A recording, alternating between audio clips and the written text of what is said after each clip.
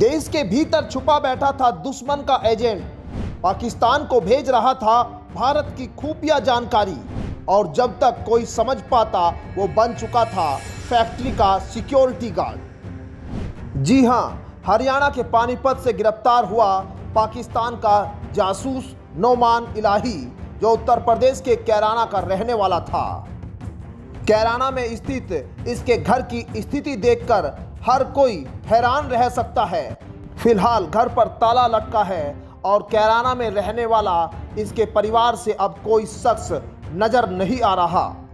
आपको बता दें, पानीपत पुलिस और सुरक्षा एजेंसियों ने एक बड़ी कामयाबी हासिल की है।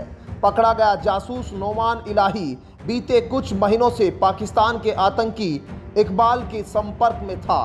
वह व्हाट्सएप और सोशल मीडिया के जरिए देश की सुरक्षा से जुड़ी जानकारियां दुश्मन को भेज रहा था। शुरुआती जांच में पता चला है कि उसने पानीपत की एक कंबल फैक्ट्री में सिक्योरिटी गार्ड की नौकरी केवल अपनी असल पहचान छिपाने के लिए की थी। असली मकसद था भारत के भीतर रहकर जासूसी करना।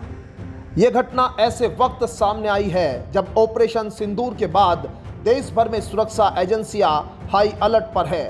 तभी नोमान के मोबाइल नंबर से संदिग्ध गतिविधियां सामने आई। कॉल डिटेल्स में मिला पाकिस्तान से सीधा कनेक्शन। देखिए, हमें एक विश्वसनीय इनपुट प्राप्त हुआ था। उस इनपुट पे कार्रवाई करते हुए इस संबंध में साक्ष्य एकत्रित करके पानीपत में अस्थायी रूप से अभी रह रहे एक नोमान इलाही नाम के व्यक्ति को गिरफ्तार किया है। इस संबंध में थाना इंडस्ट्रियल एरिया पानीपत में एक मुकदमा भी दर्ज किया गया है। आरोपी को आज न्यायालय के समक्ष पेश किया जाएगा, जहां से पुलिस रिमांड हेतु अलग से माननीय न्यायालय को आवेदन दिया जाएगा। आरोप यह है कि ये व्यक्ति पाकिस्तानी कुछ व्यक्तियों के साथ संपर्क में था और उनको संवेदनशील सूचनाएं मुहैया करवाता था। कहाँ का रहने वाला और क्या इसका बैकग्राउंड है?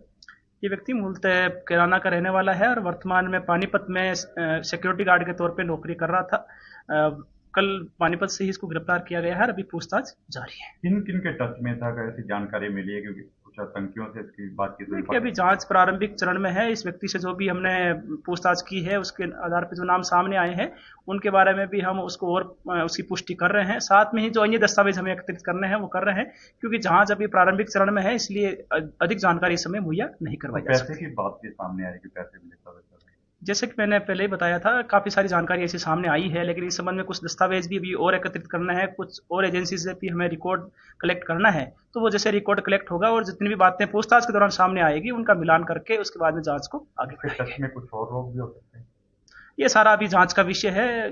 पूछताछ के मार्फत या बाकी लोगों से पूछताछ से और जो दस्तावेज हम एकत्रित करेंगे उसके आधार पे जो भी हमें जांच की एक दिशा मिलेगी उसके आधार पे जांच आगे बढ़ा करके उसके बाद में हम तार्किक निष्कर्ष पे पहुंचेंगे। आपको बता दें, नोमान की बहन पानीपत में रहती है। उसी के पास रहकर वह जासूसी कर रहा था।